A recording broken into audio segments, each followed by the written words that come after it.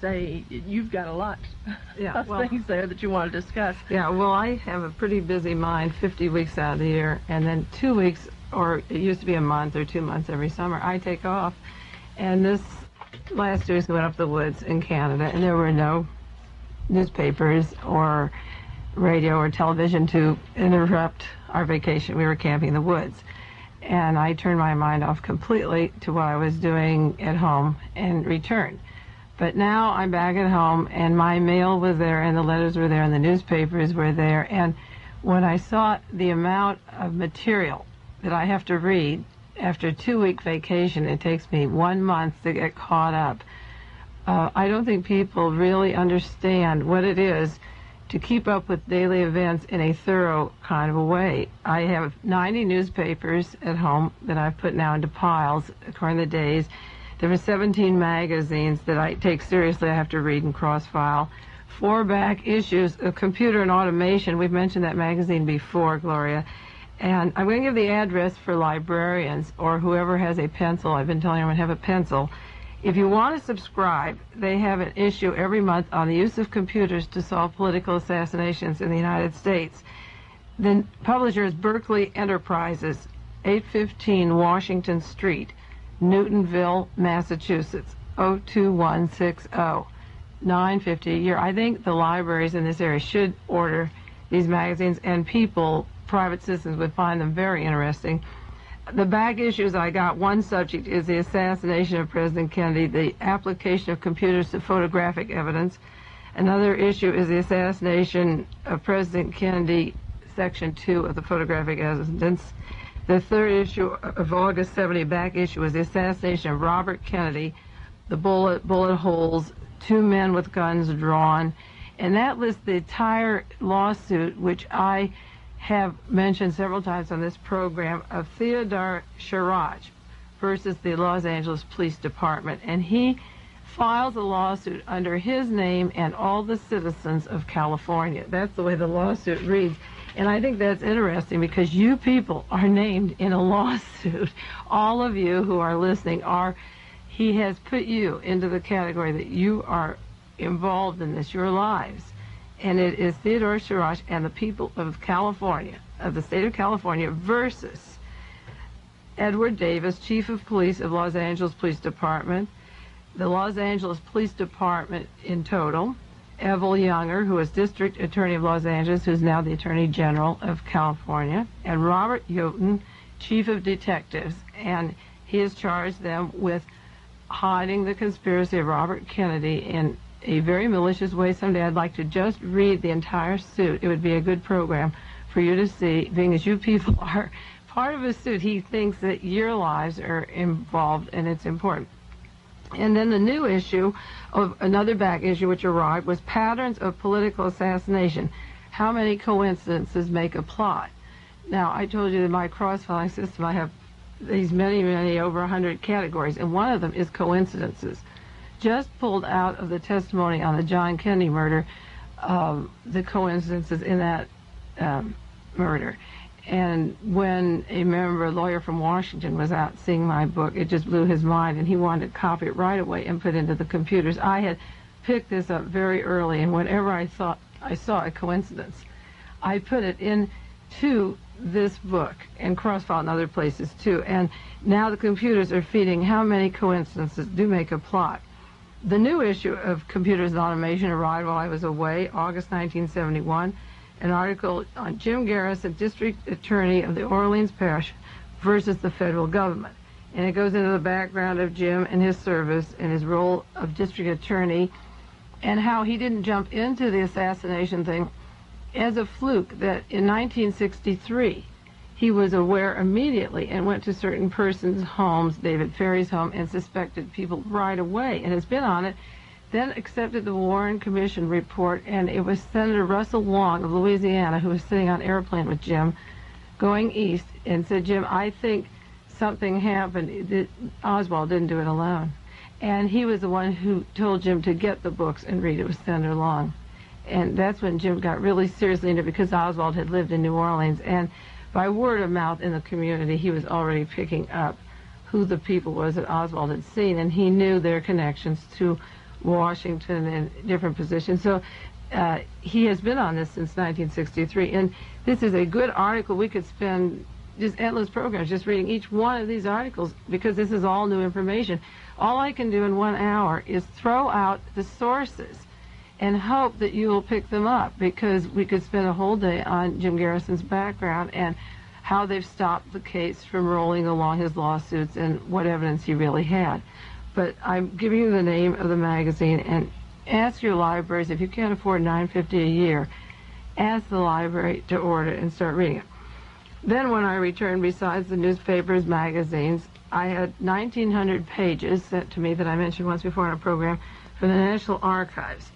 Much of the material is classified that researchers can't have for 75 years, and we're trying to break that barrier down. And much of the material that the Warren Commission had is available if you go to Washington and want to sit there, and it's microfilmed and you can copy it. And I mentioned that one of the researchers in Los Angeles knows the area that I work in. He's working in a very special, marvelous area. He's worked 7 years on it. He's doing a book that'll just blow everyone's mind. Marvelous researcher, David Lifton. And he knows that I'm interested in Marina Oswald and Lee Oswald as agents of the United States, and nobody except Mae Brussell in the United States has ever ventured to say that Marina was brought over as an agent. All the other researchers differed with me. I'm sure they've changed their mind recently. They thought that after the murder of Marina's husband, that if the FBI took care of her and filled in the FBI story, that then she would get her citizenship and be a good girl, and that's why she went to live with the Secret Service right away and has been protected.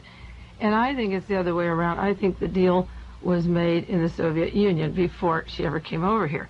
But I have 1,900 pages. Now, what does that mean? That means that some of these things, I took one page, and I'm going to read you just a couple of comments from this kind of page.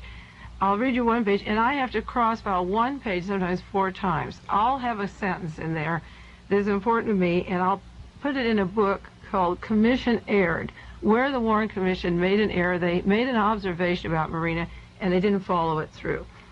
And then I'll put under Marina lied, see, and because she has said something else in another place. And then I'll file under Lee, the agent, in the Dallas-Fort Worth area, because it pertains to who he was seeing or where he was. And then maybe I'll file it under housing, because the lie or where they erred had to do with where they were living or their job. It had to do either with where he was working or where he was living or who he was seeing. So if she lied about where he lived, I have to put under housing, and I also have to put under lie. And I have to put under commission's errors. So that means that not all these pages, but many, many of them, I'll be working all year cross-filing those 1,900 pages. Now, I will read you just a little bit of how the information that came from the National Archives blew my mind. What I have now are the working memos of the commission lawyers to each other. And Lee J. Rankin was the chief lawyer of the Warren Commission. He wasn't the appointed member of the commission. He was the working lawyer. And Arlene Specter, district attorney of Philadelphia now, was the lawyer in charge of asking Marina, or doing the research on Marina's questions. So from the archives, these pages read like this. They have a 5-column thing, and they have the date that they're going to ask the question. Then they have the question they're going to ask her. She was the first witness before the commission. Then they have information from Marina, which they call just that, information from Marina. This is her version of what happened. Now, another column is information from other sources. Now, you can see, Gloria, how amusing this gets, because Marina is saying there's the name of a female in her notebook or photograph thing, in album or in her diary, and she doesn't know that person or remember hearing from them. But the other sources know that Lee Oswald was in contact with that person. So this is information from other sources. And then at the end, last column is called comments. That means things that Arlene Specter or the commission or the lawyers thought that they should go into.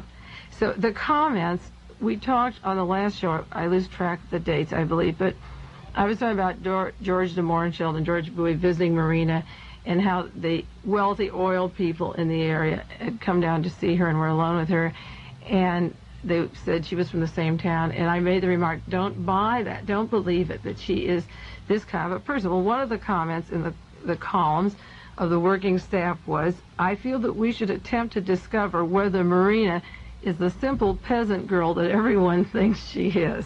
What program did you say that on here? Oh, it was the last week or the week before. Yeah. Remember? I remember you saying it. Don't yes. believe it. Well, last week you did with Phil. Yeah. Yeah. Okay. So but they said we should attempt to discover whether she's the simple peasant girl. The very first program, I believe, and I wish we could go back and resume all of them and carry a continuous series, and I'll try to publish at the end of the year in one book, where I said Maria will go down as one of the most famous women in history, that she's very quietly in Richardson, Texas, but someday she will go. Now, the commission, under commission errors, is that they never did go into whether she was the simple peasant girl. You see, that's where their errors were, or how are they going to try and make us believe it, because there's no way to believe. But now that my research is complete in this area, imagine how exciting to receive the memos of the working staff confirming all that I could figure out by what she said and who she saw and where she was, and they're filled with doubts, and then they publish the Warren Report and don't take into consideration looking into the avenues of their doubts. You see? So then there was another question. They asked her where she worked in Minsk, and they have a note. Marina refused to reveal the name of the people in charge of her section. And then there's another comment. Under comments, they asked her a certain question. And then this is one of the comments of the commission staff. If Marina was used to recruit Lee, her associations during this period are important. We should remember that Lee was specifically assigned to work in Minsk, January 1960. Marina arrived there August 59. They met in March 61. Now, the commission felt that she could have been used to recruit Lee. If anyone is following this each week, they will appreciate the comments of the commission, and we'll go on to some more. They asked her the name of Ella Soboleva, a girl in her diary that was mentioned. And the comment under Marina, Information Marina, they said, Marina does not list her as a friend from Minsk. Now, under comment of the Warren Commission lawyers, they said, however, since there is some evidence to the effect that Lee has been in Leningrad, which Marina denies, it would be useful to know whether Ellie knew Lee, and if so, where did they meet? Now, the background on the Soviet Union is that Lee went to the embassy on a Saturday and said, I don't want to be an American citizen, here's my passport. He went to the Russian side and was with Russians from then on. And a year and a half later, he wrote the embassy and said, I want my passport, I want to come back. And John McVicker and Richard Snyder testified under oath to the Warren Commission that they did not know the existence of Lee Oswald or where he was all this time for 16, 17 months. Now, it would be hard to lose track of this American who was going to give over your radar, but under oath, this is perjury. They had no trace of him. If the men under oath, under the witness testimony in the hearings before the commission, said they didn't know where he was, how do the lawyers know that he was in Leningrad? How, you see what I mean? I have the working memos of the commission, so there's perjury going on in Washington right and left, because if the embassy didn't know it, how did Washington know? Washington would certainly tell the Soviet embassy, American embassy in Moscow, where Lee Oswald was, and they said they had no trace of him for 16 months. They asked Marina this question. Here's the question. Did you know Lee was an American when you met him? Marina. They answered, no, but she was told by a third party that same evening. Comment from, this is another source says, she thought he might have come from a Baltic country. Commission lawyers comment, he was only in Russia about 17 months. He certainly learned the language quickly, and that was underlined by them. I told you Oswald was a smart boy, and the commission knew if a Russian girl didn't know that he wasn't a Russian, in 17 months he learned quickly. Then the comment of the working staff of the lawyers has this to say, Uncle, meaning Marina's uncle, must have had a phone for Lee to make calls. Now, what kind of a comment is that for the staff? They didn't know where Lee was. How did the commission know what telephone calls Lee Oswald was making from Marina's uncle's house? And how did they know that he used the uncle's phone? Who was he calling? The working lawyers of the Warren Commission knew that Oswald was making phone calls at the uncle's house of Marina Oswald, and he's the head of the MVD. He has a high officer in the Secret Service. like our CIA. And how did the commission know that Lee Oswald was making telephone calls from the uncle's home? And when our embassy says they didn't know where he was for 18 months, the embassy, the heads, these are top government officials, have said they didn't know where he was.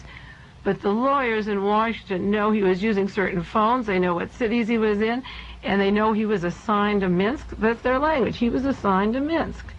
You see. Now, another question. They asked Marina to describe her meetings with Lee Oswald. And Marina's answer was she met him at a cultural event. And then she said this was on a Friday night. And she saw him at a dance the next Friday. Now, 7 days elapsed. She saw him with a lot of people in a group one night. 7 days elapsed, and she saw him at the dance the next weekend. It wasn't a date. They were both there. So that was 2 times that they saw each other. And then 7 more days elapsed, 6 more days, and Lee was in a hospital. He asked her out for that 3rd Friday. He met her one Friday. They met the second week, and he said, will you go out with me the next week? But Thursday he called her. He was in a hospital, and he couldn't see her. So she went to see him in the hospital for 10 days. So 7 days passed between their first date, and 7 days passed between the second meeting. And he was in the hospital 10 days, and he proposed to her in the hospital. So they had a total of 6 days together before they were married. And I figured out the time was they had a marriage ceremony April the 20th. And he was in the hospital 10 of those days, and 14 of those days he didn't see her at all.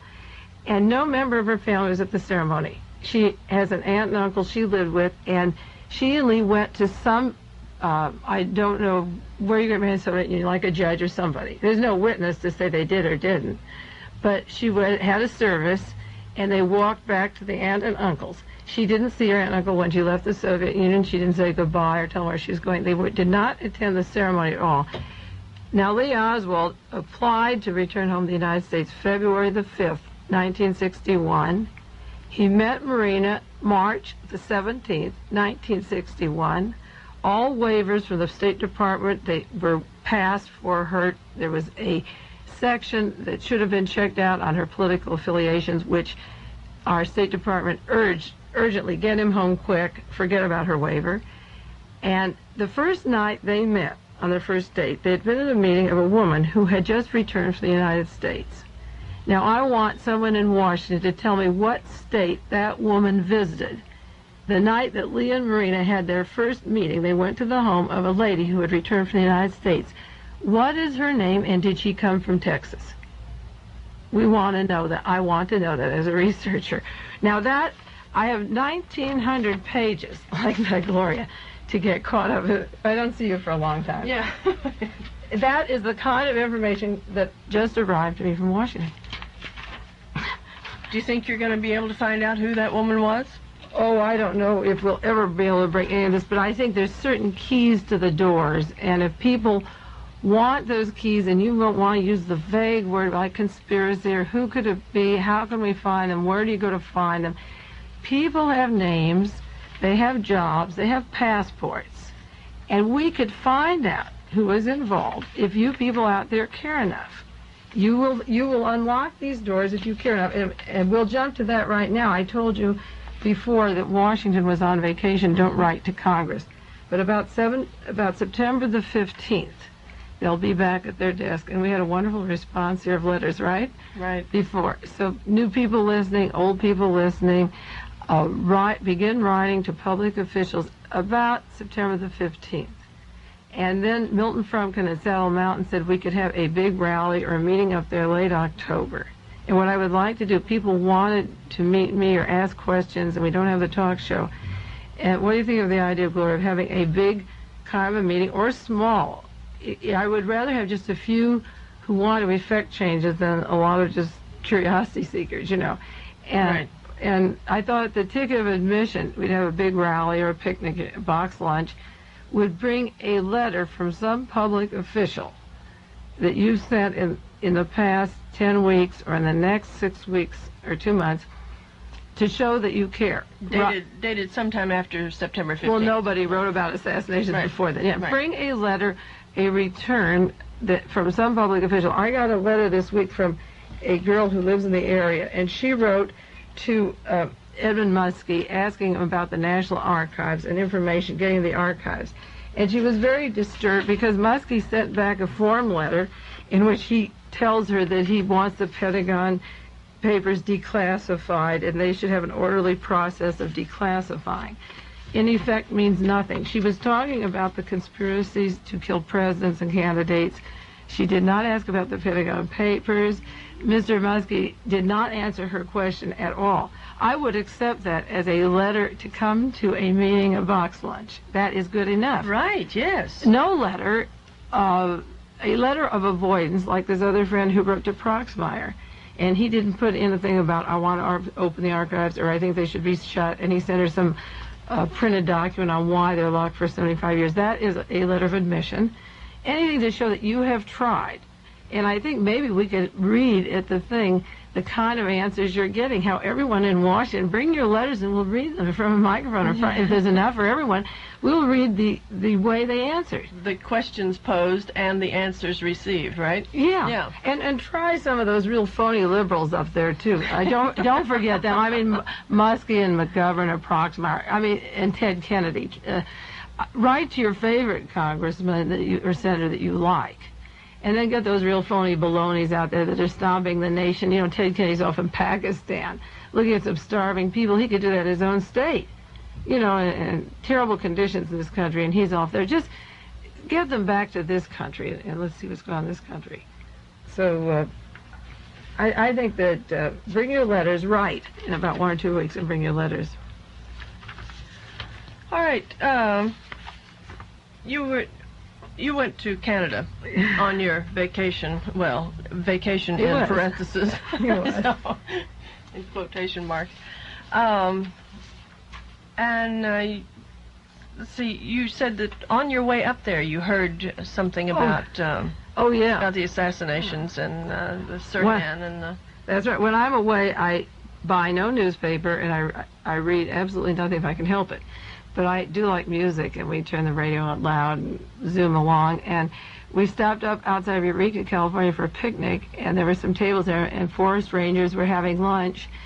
And on their table they had this portable radio, and there was talk about the 2 guns in Los Angeles and the Sirhan case and that suit that's going on down there that we mentioned many times and can't talk about enough because there's dead silence down there. They don't know how to handle that with the fatal rifle thrown away, you know. They're trying to make you forget it, and I'm not going to let you forget it. But these men were listening, and I said, oh, do you mind if I listen? I couldn't believe that outside of KLRB, anybody's talking about political assassinations, you know, really. I said, can I listen? And he said, oh, sure. And I said, I'm on vacation, and I don't listen to the news, but I'm a researcher, and it just blows my mind that you people are able to hear now these things about the Robert Kennedy murder, that maybe Sirhan didn't shoot the fatal bullets. And they seem, you know, really stunned. You know, it's just like saying George Washington wasn't the first president. You know, I mean, like, where did this chick come from? She followed the trees or something, you know? And so he said, well, then who did the grassy knoll? Who killed John Kennedy? And I said, well, that was a crossfire. You know, that Oswald didn't have a rifle. It was a crossfire. He had a roll, but it wasn't to shoot. And they said, oh, you know, they looked and the news changed, and we had our picnic, and I mean, they just didn't know where I came from, you know. They didn't disbelieve, but the expression was really funny. And then the rest of the time we had radio, and we were in Victoria going up towards a little town north of near Miracle Beach. And somebody was talking about the Poor People's March and Abernathy and Martin Luther King. And the way they were talking about, I thought was really far out. And all of a sudden they went into the reasons why the FBI seems to be involved in the killing of Martin Luther King. So I got out a pencil. I was driving. I keep a tab there to jot down. And I thought, no, this has to be Harold Weisberg. And it was. And it was a talk show coming out of Victoria, a radio station there that was talking about the new book, Frame Up. Harold Weisberg. I have here for you, Frame Up, the King Ray case, and the publishers distributed by E.P. Dutton. Pacific Grove Library, I think the Monterey Carmel Libraries are carrying it. Several friends have asked for it. It's a good book. It's complicated, but it's good. It's, Frame Up. And Harold Weisberg was talking about the FBI and the role in killing Martin Luther King. So I did get, just 3 days out of town and on my vacation, I got that news. And then the other news I got coming down from Forbidden Plateau, this mountaintop where we're up high. It was like the Alps and beautiful. And I heard the tail end of a thing on Mrs. Jackson talking about the killing of her son. And I turned stone cold. I just was so ashamed. I was so horrified. You know Mrs. Jackson? No, I didn't know her, but I mean, everyone who knows what's going on in California knew that he had to be killed. And the commentator in Canada was saying, quoting her as saying that it was a setup, and they said this is really far-fetched, that everyone in the United States is getting paranoid about these murders. And I was listening to him, and then I couldn't actually believe, because I have the book, The Letters of George Jackson, and the only thing I could say is that I really was horrified. And for people listening, and this is Assassination Dialogue, and I will go into political assassinations. 2 weeks ago, the New York Times Sunday section, if you go to your libraries, dated August the 1st, 1971, the magazine section has an article, George Jackson radicalizes the brothers in Soledad in San Quentin. He's a brilliant writer. He's one of the finest minds we had in the United States. And they asked him, are any black people guilty of crimes? And the interview's a long one. You have to get it from your library. But one of the things he said were the Jews of Warsaw in 1944 and 1945 criminals, or is it criminal for black mine worker in the Union of South Africa to steal a diamond?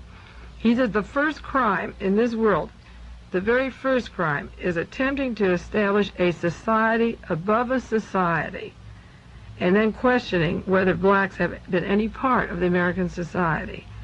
Now, George Jackson was very brilliant, and what he said pertains to why I'm talking about assassinations now. I want to avoid bloodshed or violence, but he says that every revolutionary psychiatrist accepts as elementary the tendency of violence to turn inward.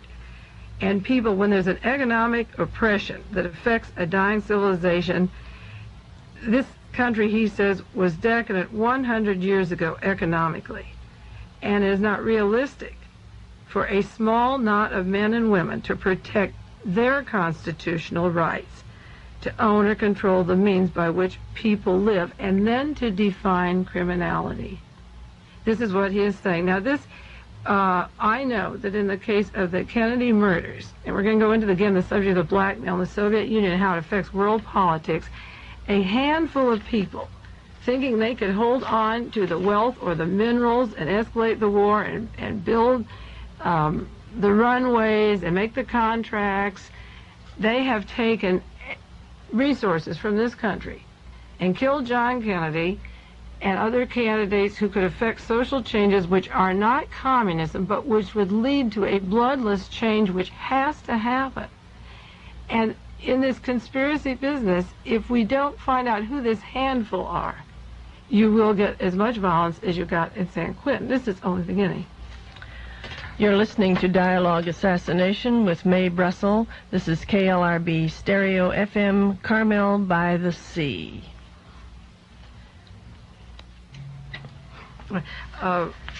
When you think of the loss of the black leaders in this country and what is happening to this country, it's similar to Germany with the Jewish people expelled. There's been a saying heard over and over again that ever since World War II, since Hitler, Germany has been an economy. It's never been a culture. And this is happening. Some of our most beautiful cultural heritage from the black people in jazz and philosophy and true religious spirit is being kicked away and killed and not appreciated. And the same spirit that was in John Kennedy or Robert Kennedy or Martin Luther King, you have Bobby Seale and Huey Newton tied up in trials, and Hilliard, Fred Hampton dead, Martin Luther King dead, Whitney Young dead, Russell McGee locked up, with endless problems in prison, Eldridge Cleaver out of the country, Rap Brown is gone. If you add the list, I could add many, many more. Fred Hampton was shot down in his sleep. These are brilliant minds. They've written things, the things they say, they're telling you something, they're telling you the truth. And all of these murders, I feel all these murders wouldn't be possible if the political assassinations hadn't taken the turn they did. If the people who took power in our government had remained in power and hadn't been killed, I don't think we would have had this situation today. And I think it can be halted. It can be halted with the evidence that I'm trying to throw out or give to people. And first you have to believe it can be, and you have to believe these people's lives were beautiful and that they had something to say. And that our prisons in this state alone are like Auschwitz, and you have to wake up. The people in the town of Auschwitz pretend they didn't know what was happening. Soledad's in our community. September the 7th at MPC, there's going to be a meeting of families of Soledad inmates and former prisoners. And I think you should go just to hear or meet these people. Don't stay isolated. Young people dropping out, older people, disbelievers. Spend one evening, turn off the TV or a movie or a walk somewhere, and just go out to MPC and meet human beings who have been in there or people whose children are in there now, see what crimes they were put in, how long they're in the hole, and realize that your life is directly related to their life. It has to be on this earth. Otherwise, we're going to have a Germany, and we're going to have endless deaths.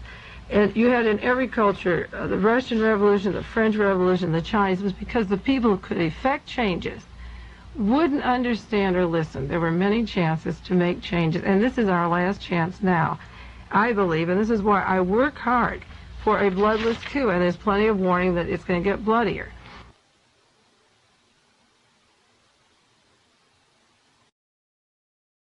Of the New York Times. I love to quote the New York Times because I hope they just eat every word they say someday. Had an article on the death of George Jackson. It's the only newspaper article I read while I was in Canada. And he comes to the point that the authority, the police authority and the prison authority is being challenged. And Tom Wicker says our tendency is to respect authority and to discount people like Mrs. Jackson, who said her son was set up in the prison. And Tom Wicker says sometimes the black people know that authority is not trusted, it's deeply mistrusted. And he mentions the Orangeburg Massacre or Jackson State and Fred Hampton and other crimes in Kent State where nothing is done. And Tom Wicker, I'm quoting it directly, said, "It is also true for once that this predominantly white society ought not passively to accept the opposite and usual assumption that authority is blameless and truthful, and those who defy it are fools or depraved." End quote. Now, when the Warren Report came out, we talked about this about 3 weeks ago, the New York Times, who employs Tom Wicker, is one of their top writers. It was Harrison Salisbury who said that people who questioned authority in 1964 were self-serving, they undermined the United States, they sowed mistrust and confusion at home. They were people without scruple or principle. I've read this on the air before when I mentioned Harrison Salisbury. And he said they were ready to convert the national mood to selfish and particular ends. And in 1964, when I was working or writing to Salisbury or the New York Times and questioning the evidence in the Kennedy assassination, I was not self-serving. I was not undermining the United States. I was not sowing distrust or confusion. I wanted things back and smooth. I wanted no confusion at home. I didn't want these things that are happening. I can predict them on calendars, whether they're going to be 1 week, 3 weeks, 10 years. I said by 1972 we would have the death of black heroes. I thought that Bobby Seale would probably get the death penalty. Angela Davis would be put in for life. I knew, you don't know which ones, but George Jackson's killing of one of the most brilliant minds in America, and he was. He was brilliant. This is the kind of thing that's going to make the black people froth to the mouth prior to the 72 elections. Then we come in with law and order because the country will be unlivable. And it's exactly on my time schedule, Gloria, how they're going to do it. Now, the evidence, the raw evidence in the George Jackson murder has to be put on the table, and Tom Wicker was asking for it. And he says people should go in and get the evidence and find out what is going on. And he says until this wanton destruction of humanity in the U.S. is seen for what it is, it will go on and consume us. It is consuming us, and I can say, Mr. Tom Wicker, that you are partly responsible for George Jackson's death. You and your New York Times, because we researchers were put down by you so many times for making fun of us, and this is the world that you gave to the United States of America. I only say the New York Times, and I don't single out all the other papers because they don't pretend to be so brilliant. You pretend to be liberal, and you pretend to be brilliant. And maybe I'm sounding too bitter today, but if you guys were on the ball, you don't have to print every rumor that comes out about the Warren Report, but there's a lot of evidence. I haven't seen anything in your New York Times in the last 8 weeks about the lawsuit in Los Angeles and the killing of Robert Kennedy. And if Mr. Evel Younger, who's the head of the justice in the state of California, is named in a lawsuit, how can you find out what happened in San Quentin if he's in charge of law in this state?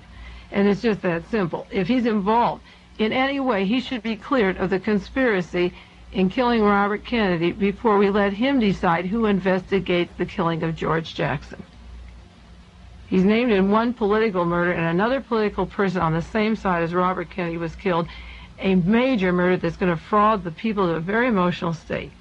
And Mr. Evel Younger should be answering that lawsuit and be clearing it before he decides what happens to the lives of people in California. Now, just the day before I left Gloria, I got a letter from Bud Fensterwald in Washington, Bernard Fensterwald, and I mentioned his name on the program before. And we have a flyer out that says, get a pencil. So does everyone have a pencil?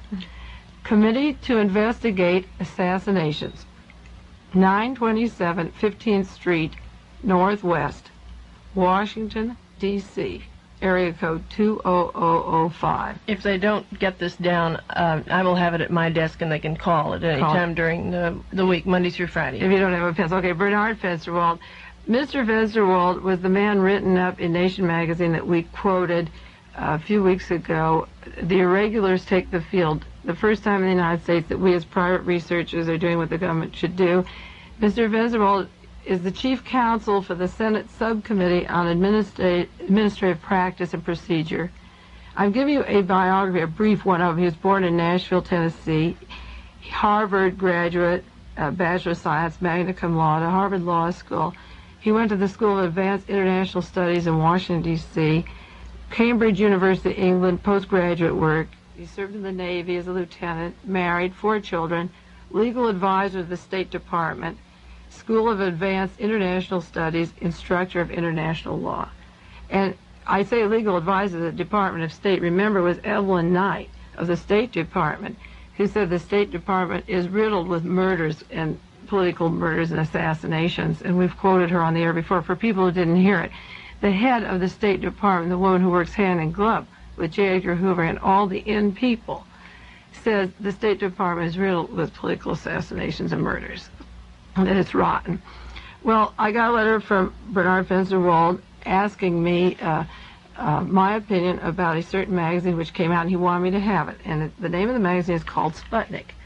And it comes from the Soviet Union, and it's published in Moscow, and it's condensed into a small magazine. It's Reader's Digest size. And for the first time in 7 years, the Soviet Union has an article that we've got notice of on the Dallas murder. And they are running a series now on the assassination of John Kennedy. And Bud wrote to me why I should read you his letter. He said, Mae, why at this time? You know, like, it's so long coming. And I was complimented because he asked me for advice, and we rapped back and forth. Well, our very first show, when we talked about the Pentagon Papers, and later, the name of the game was Power and Blackmail, and holding over the United States, I felt would become a second-rate nation, couldn't proceed to wipe out Vietnam because the Soviet Union would blackmail us with what they knew on the power structure of the United States. And it seems that my interpretation of the whole thing coming out now is that if we make overtures to China, they will keep us in line, the power structure, because Nixon came right along and took over the Lyndon Johnson role and John Connally from Texas, and the power structure now is lining up a different way. This morning's newspaper, before I came to the studio, was the Soviet-Chinese border. The tensions have increased on that northern border. And I feel that the Soviet Union, if we're going to get close to China, they will keep us in line by reminding us about what happened. So they're running a series every month, and they're working very slowly. And I want to read you what Sputnik, I'm going to read a little bit each week, and I want to read you what Sputnik is saying in the Soviet Union. It's going around the Soviet Union. It's called New Facts About the Dallas Tragedy. Now, when the Warren Report came out, or before it came out, I guess 2 days after the assassination, this TASS news agency and Izvestia had an article, which I have, saying that they knew Oswald was an agent of the CIA. Well, they kept quiet all these years, so I knew that was a blackmail. So they never mentioned this, and now this is what the article, the first section, I'm going to read you a few sentences from Sputnik, because the last few weeks we talked about the plan of the Kennedys to dump Johnson in 64 and to tie him up with the scandal of Bobby Baker, isn't it, out, so they wouldn't have to say we don't want you. So this is, I'll just read you what the conflict of Lyndon Johnson with John Kennedy in Sputnik is saying, and it confirms. I just received this article, but we've talked weeks earlier on the program. And this is one of the gratifying things about the work, Lori, is that I have so much piled in. Everything comes in, doesn't scramble what I did before. It only affirms it stronger. So what they were saying, that Johnson, as of January the 20th, 1961, was in a subordinate position to John Kennedy. These are direct quotes from the magazine. The road began in L.A., and nobody would guess that it was going to end in Dallas. Quote, Kennedy demolished Johnson by getting the first ballot. Johnson wanted it very badly, and he got on the first ballot. John Connally, your Secretary of the Treasury now, was Johnson's campaign manager. And when he saw that John Kennedy got the nomination and was about to get it, he was the one who spread the rumor that Kennedy had Addison's disease. Now, when the researchers came out on the killing of Kennedy, it was the far right wing and groups of people from this close Texas circle that said Kennedy had himself killed. I have all the literature, because he was dying anyway and he'd be a hero. He had Addison's disease and he was dying, so he staged this thing so people would remember him. The Soviet Union dates the origin of the Addison's disease to John Connally and says that was foul play. Now, they say, quotes, the undercurrent to the determination displayed by LBJ and the Democratic South was to make sure that Johnson was Kennedy's running mate. The man who was writing for the Soviet Union, for TASS, who wrote this article, was in Los Angeles at the time of the convention in 1960. And he said the undercurrent was always there, that if Johnson didn't get the nomination, it was a very strong determination that Johnson and the Democratic South would make sure that Kennedy was the running mate, because they said Kennedys were dangerous to the oil industry, for one thing.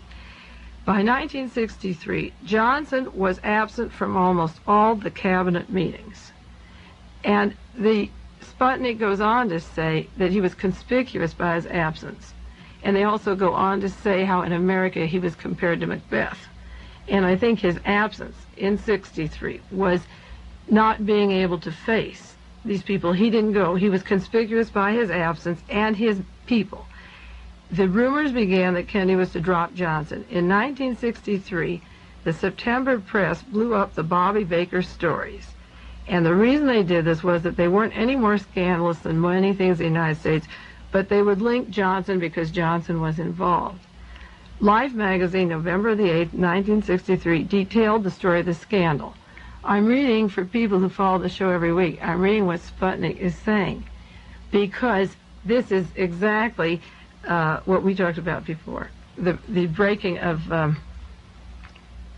the time of discrediting Johnson and linking him in with the Bobby Baker scandal.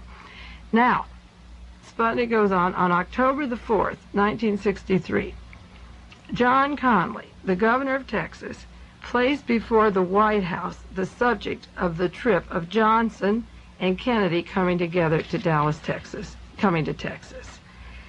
Kennedy didn't want to go.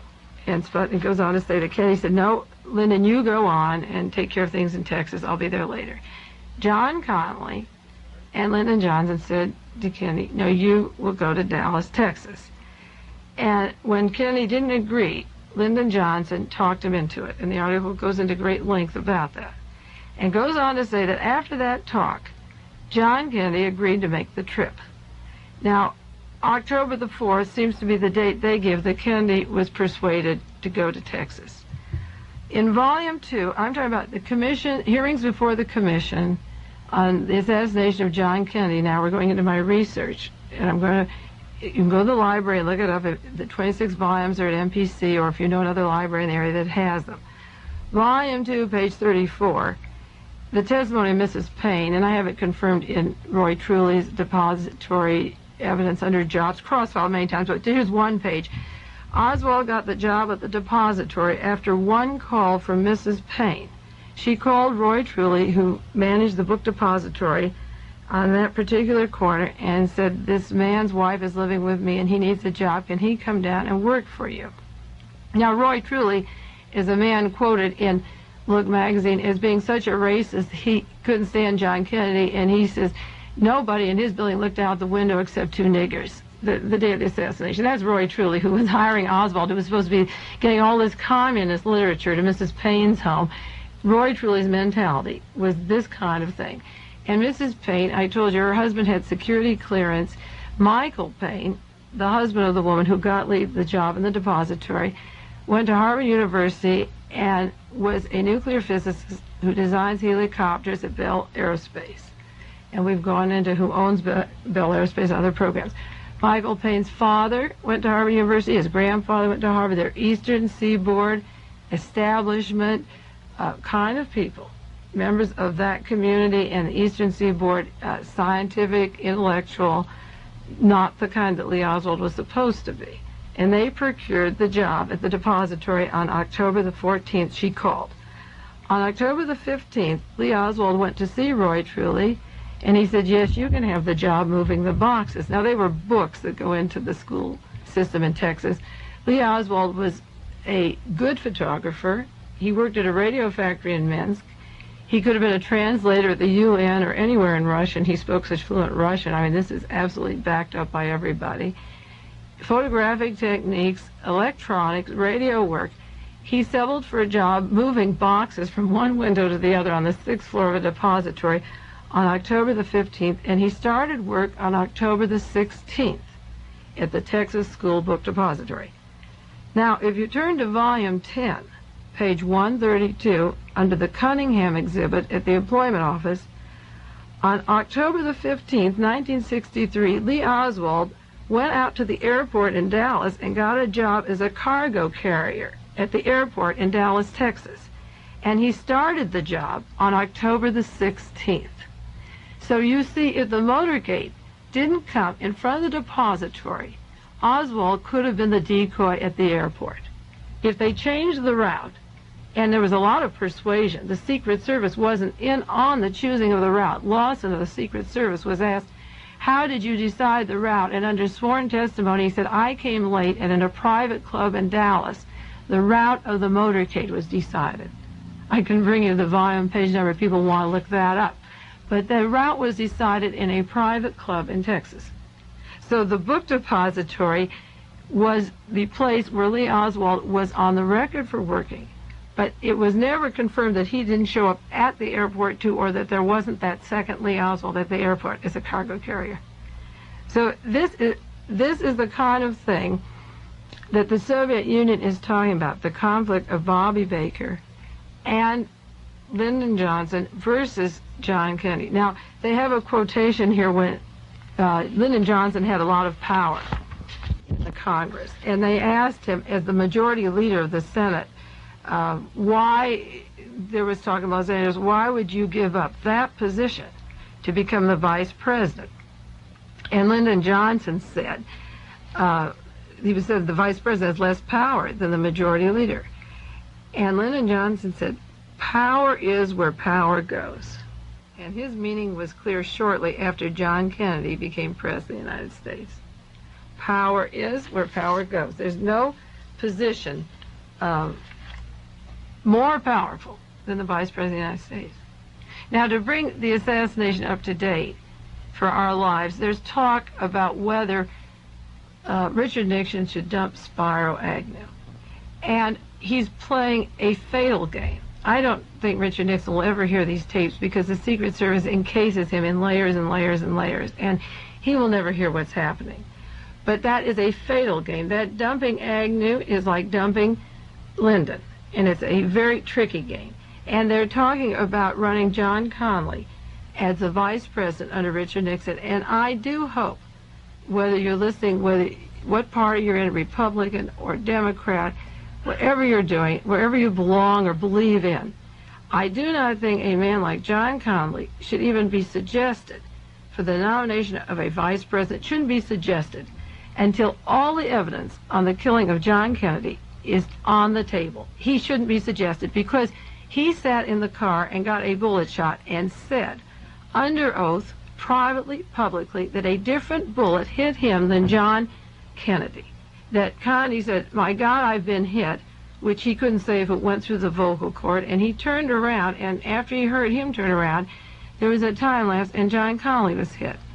And if this was true, there isn't a person, including the Warren Commission, that would say if they were separate bullets, that Oswald couldn't do it alone. He couldn't get that many bullets out.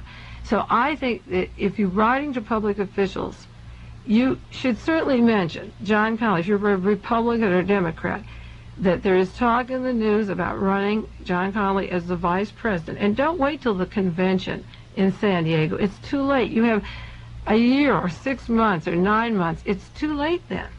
Now is the time. This is why we're wrapping, Gloria. Right? This is the time to say, when Jim Garrison had his suit going in New Orleans and wanted a very important witness, Sargia Acacia Smith, who was involved with David Ferry and with the people that he thought were involved with the conspiracy, Smith went to Texas, and John Connally wouldn't extradite him. He was the governor of Texas. And John Connally was the Secretary of the Navy, and a researcher that I know is doing work on Lee Harvey Oswald's relationship to John Connally. And I ask, this is a very important thing, that your public officials, it's hard to impeach them or remove them or try them because then we look disgraced. But we mentioned this, remember before, that when you choose the vice president, the president just picks him and nobody does research. If you wanted Carswell or Hainsworth on the Supreme Court, everybody got busy and looked into their past judgments on the bench, their financing, who put them in, what country clubs they belong, are they racist, what was their legal opinion in certain cases. Why can't we for 8 months find out what John Connally was doing in Texas? Where was John Connally's evidence that John Kennedy had Addison's disease? Come tell us where it was. If you smear, should you be a vice president? There are 100 reasons why John Connally shouldn't be Secretary of the Treasury. And he's handling your money, and he's handling the most important thing in the United States that affects all of your lives, whether you have revolutions, bloody or quad, or whether you have effective changes. It's all tied up with this money thing. And political assassinations are not. Didn't somebody ask you how long about these assassinations? Why do they keep going on? Or how much can you talk about them? Yes. Yeah. Well, I think you talk about them because the people who seem to be involved are moving up into more powerful positions than they had in the beginning. And the country isn't getting any better. More guards at San Quentin isn't going to stop killings. It's not going to stop revolutions. If you have 100 guards and 2 oppressed people, you will someday be invaded by China or Russia or Africa to free those 2 oppressed people. You can't continue. There are not enough guards in the world to work it out that way. So that these men that are going to run for office, of all people in Washington, who moved up, John Connally is not a Republican. Richard Nixon was elected as a Republican. And you Republicans then get a Democrat who switched over working. And it's very important to write letters. Word your own thing. I've mentioned 5 or 6 things about John Connally, and write to anybody about them. Maybe the president. Right, especially. Yeah. Now, we have about 5 minutes, Mae, before the end of the program. Yeah. You wanted to stress again about them starting to write letters again after the 15th of September. Right. And you want to go through the books? Well, I thought again, or? I've mentioned several books to you. I would like the local people, the bookstores, maybe at one time there was a whole display of just assassination books, then that went out of style, and they put them away, and it has to be a big issue, and it's going to build up. maybe they could put them in one section where people could see what's coming out. So each week I'm going to give 4 books. I was going to have a bibliography list made up and leave at the libraries, but I'm swamped with that reading material. So right now I'll give you the name of publishers of 4 places now, in addition to the frame-up that we mentioned. And you can write, if you miss the first one, get your pencil and write the other 3, and then call back for the other one. I mentioned frame-up. You could write that committee to investigate assassinations that I gave you. We're not soliciting money. Every research in the country is broke. If you want to send Bud $10 as a friend, you'll get a newsletter on current assassination information.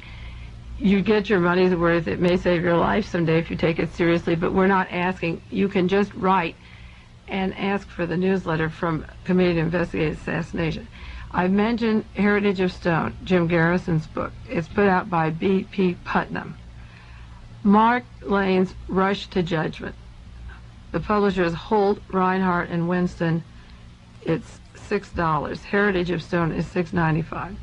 Then Sylvia Mayer did a very fine book, Meagher, Accessories After the Fact.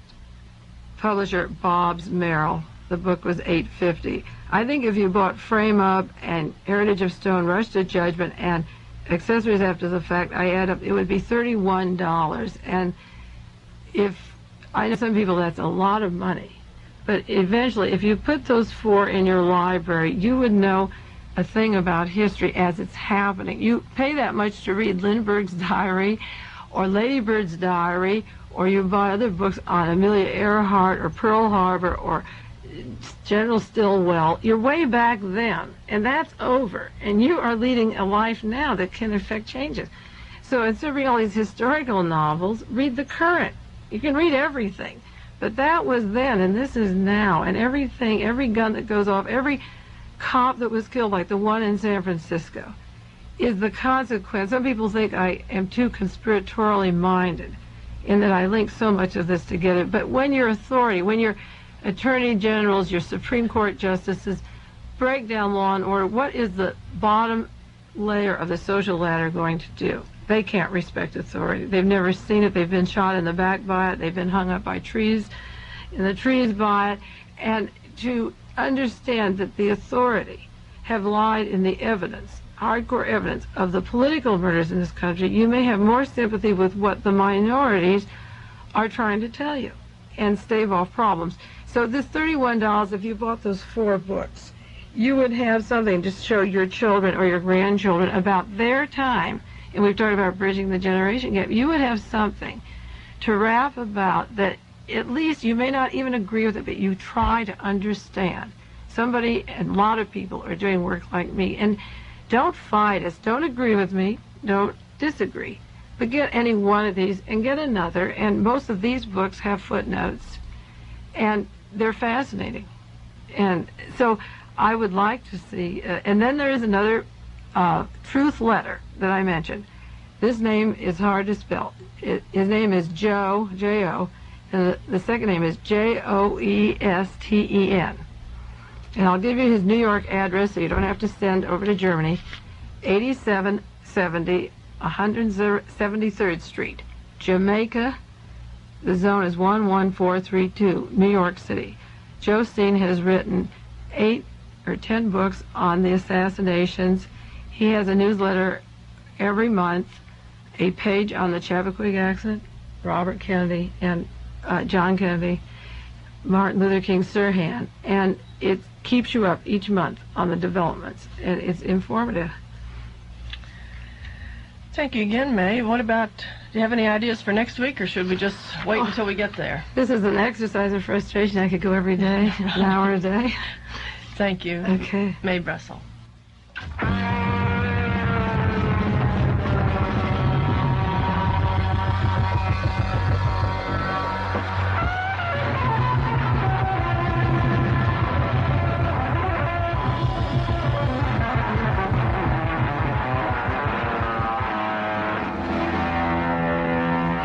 Listening to Dialogue.